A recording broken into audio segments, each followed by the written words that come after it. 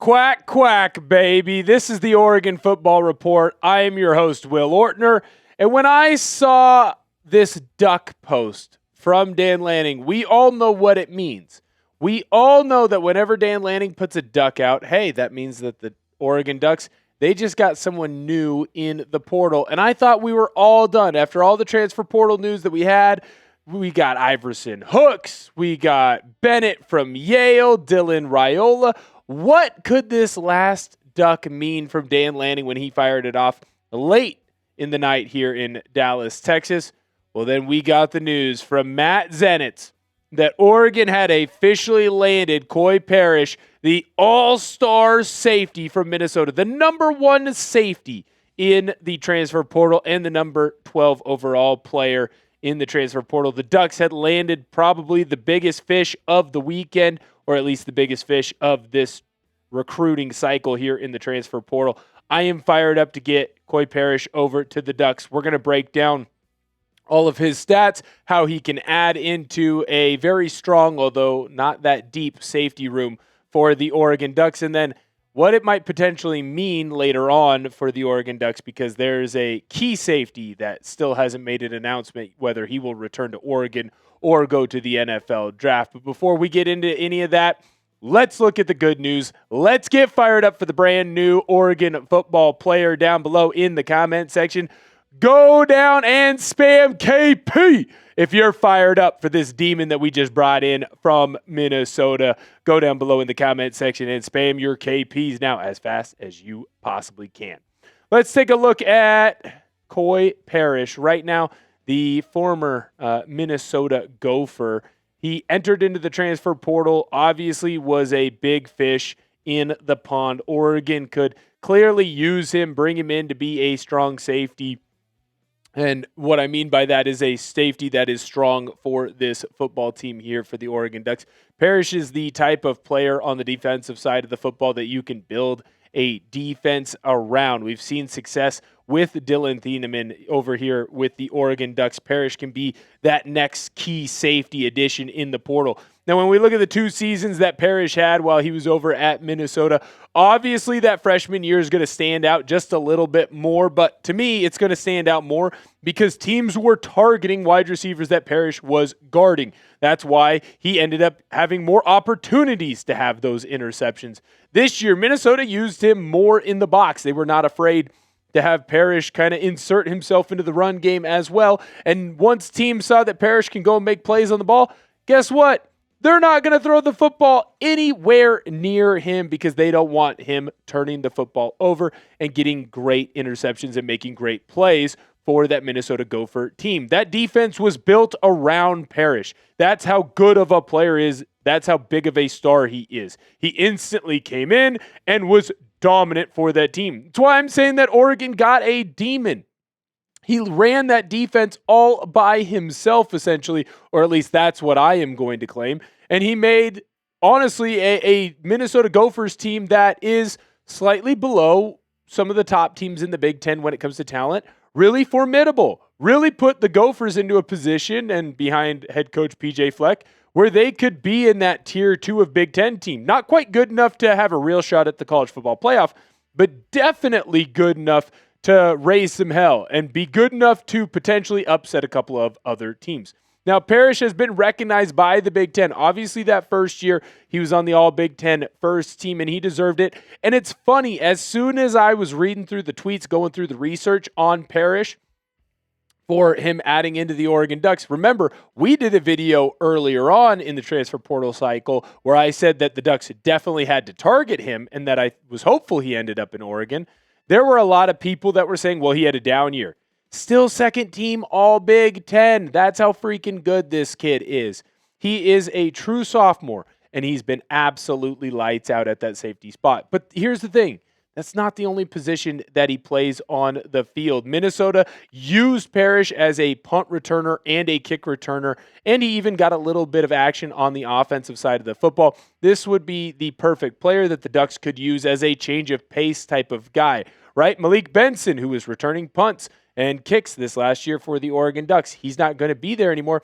Will Parrish can easily jump into that role. He had a lot of success over at Minnesota, and he could have a lot of success with the Oregon Ducks. And I would love to see the Ducks use him on the offensive side of the football, just simply because it would be fun to get him into the action. It would be fun to have him as a special package type of a player. He not only was used as a wide receiver catching some passes, but he has some carries out of the backfield and even threw for a pass as well while he was over at Minnesota. So Parrish is the type of player that he's so good athletically, you can use him in a lot of different spots. I've let you know all the different ins and outs of what's going on with Koi Perich. I'm excited for him to be out on the field for the Oregon Ducks. You let me know what you are most excited for with him when it comes to his new addition into Eugene. Now, I've told you all about the good things because Koi Perich deserves to be highlighted with how good he has been and how good he will be for this Oregon football team. But there is a downside because I don't believe that Koi Perich would sign to play for the Oregon football team if Dylan Thieneman was going to stick around in Eugene. At the time of this recording, no announcement has been made, but I'll kind of dive into what this probably means for Dylan Thieneman next. But before we do that, I need to let you know about the proud sponsor of today's video, and that is our good friends over at Prize Picks. This episode is brought to you by Prize Picks. Whether you're starting a new routine or making player picks for the first time, trying something new can be hard, but in life and on Prize Picks, it always feels good to be right. With high-pressure playoff matchups every weekend and elite hoops action almost every night, the action never stops, and Prize Picks lets you take control. New feature alert! Prize Picks now has early payouts. If your player gets off to a hot start, you now have the option to cash out those winnings before the game even finishes. Find your community on Prize Picks with the new social feeds feature. You can share Prize Picks with your friends and copy lineups from winners with a single click. Copy lineups you like or use them as inspiration for your own picks. You can even follow Prize Picks partners like us and tail or fade our picks with just one click. Got a two-pick power play for the action this weekend. Josh Allen, more on his rush plus receiving TDs. Puka Nacua, more on his rush plus receiving TDs. Download the Prize Picks app today and use code CLNS to get $50 in lineups after you play your first $5 lineup. That's code CLNS to get $50 in lineups after you play your first $5 lineup. Prize Picks. It's good to be right. Now, this is coming to us from Zachary Neal, a great beat reporter on the Oregon football team. And he basically said, Koi Perich, major news. He was retweeting Matt Zenitz's post where he said Koi Perich was going to be with the Oregon Ducks. And then he said it also likely means that Thieneman is going to go to the NFL.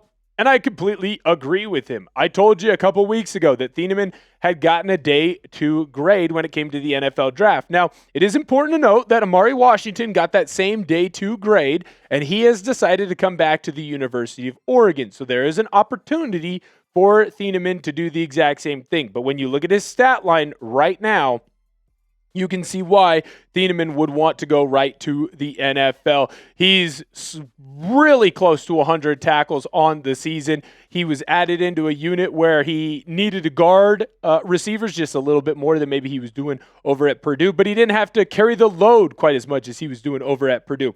Fantastic year. Not afraid to add into the box when it came to stopping the rushing attack. Great in coverage as well. And I get why Thieneman would leave, right? Safety is a position that isn't always taken really high in the NFL draft. And while Thieneman would clearly not be the number one safety, that of course would be Caleb Downs, I do have to say that Thieneman is a good enough safety where he's probably safety number 2 off the board, and he'd be in a position where he could live out his dreams. He'd be right into the National Football League. He's a player that I'm already getting conversations with. I'm already getting texted about, asked about by our Minnesota Vikings host, Patrick Seatman, where he's asking what can Thieneman do for our defense over in Minnesota, and he can do a whole lot. So I get why Thieneman would potentially leave, go into the NFL draft, and try and maximize his years in the National Football League. I think that the addition of Koi Perich still makes this group nasty. You still have Flowers, you still have McNutt back in that safety spot. Now you're adding Perich. Again, I get it. A lot of defensive backs left in the transfer portal. Those guys left in the transfer portal because they knew that they would not be starters next year. It's a very strong group with a lot of skilled players. The problem is it might not necessarily be as deep because of all those guys who hit the portal. Still a lot of young guys that are coming in that can make instant impact for this squad. Signing Koi Perich is a good sign at the end of the day, especially when you look at the success that Thieneman had. I think it's an easy translation into what Perich will be. Thieneman was Mr. Do-It-All over at Purdue, and he came to Oregon, and once he didn't have to do everything, kid was an absolute star. It's the same thing for Perich. He was a Mr. Have to Do It Everything for Minnesota. Over at Oregon, he's not going to have to be Mr. Do It Everything. He's still going to be one of the stars for the Oregon Ducks, but he's not going to be the main focus. The main focal point of opposing offenses trying to beat him. I cannot wait to see what addition he makes to this Oregon football team, and more importantly, I can't wait to see how they use him, because defensively, it's going to be a lot of fun. But I think the addition and using him in certain packages on the offensive side of the football, that might be the most exciting to me. The Ducks will make the college football playoff in 2026. That's okay. Sometimes your boy has a spelling error there. I'm going to take the blame on that one. They're going to make it into the college football playoff in 2026. Agree or disagree? Let me know down below in the comment section. I cannot frickin' wait for 2026. I love talking about real football, but right now I guess the transfer portal news will have to do. Thank you guys so much for tuning into the show. We really appreciate it here on the channel. And like always, Sko Ducks!